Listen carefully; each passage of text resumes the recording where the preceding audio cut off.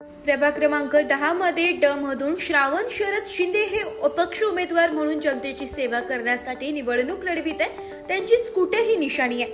प्रभाग क्रमांक 10 मधील विविध मंदिरांच्या विकासासाठी, धार्मिक उपक्रमांसाठी तसेच सामाजिक कार्यासाठी श्रावण उर्फ शरद शिंदे यांनी पुढाकार घेतलाय। साई भंडारा, भव्य महाशिवरात्री महोत्सव तसेच विविध धार्मिक व सामाजिक कार्यक्रमांच्या आयोजनात श्रावण शरद शिंदे हे प्रामाणिकपणे सहभागी राहिले। महाराष्ट्र शासनातर्फे बांधकाम मजूर आणि घरेलू कामगारांना लोकोपयोगी साहित्य देण्यात येत। श्रावण शरद शिंदे यांनी सुमारे 18,000 मजूर आणि कामगारांना हे साहित्य देण्यासाठी पुढाकार घेतलाय। कोरोना काळात देखील श्रावण शरद शिंदे यांनी प्रभागात जनतेला अन्नधान्य वाटप, मेडिसिन, औषधे, सॅनिटायझर वाटप केले।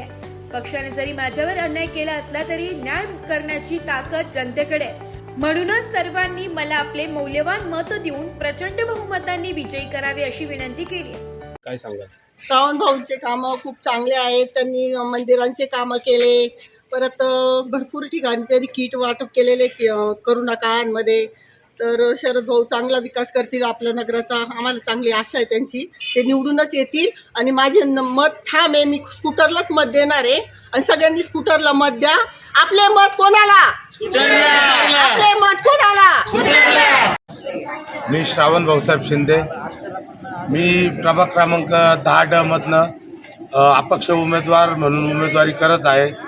आज आमच्या प्रचाराचा 5वा दिवस आहे। गेले 4 दिवसापासून आम्ही स्थानिक भागामध्ये प्रचार चालू आहे व आम्हाला नागरिकांचा उत्स्फूर्त प्रतिसाद भेटत आहे।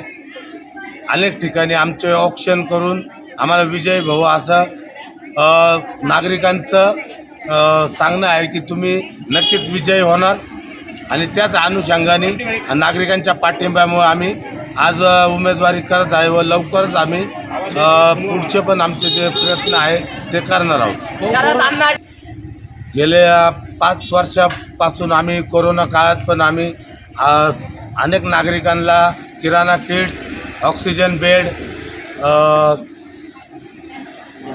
मास्क यासारखे अनेक उपक्रम आम्ही राबवले आहेत व जनतेची सेवा करण्याचा जेव्हा जेव्हा आम्हाला आहे ना वेळ भेटली त्या वेळेस आम्ही जनतेची सेवा केलेली आहे व जनता नक्कीच आमच्या या कामाचा विचार करून आम्हाला या 2026च्या निवडणुकीमध्ये विजयी करतील असा आम्हाला ठाम विश्वास आहे।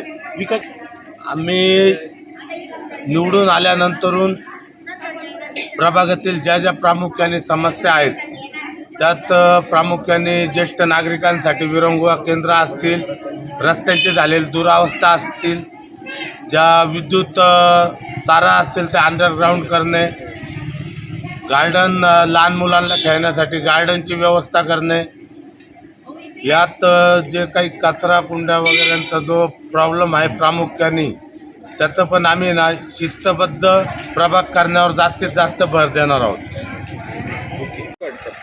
शरद भाऊ शिंदे खूप चांगली व्यक्ती, कोरोना काळात खूप साथ दिली ह्या माणसाने, न काही असताना याच्या पुढं पण साथ देईल अशी अपेक्षा आम्ही बाळगतोय।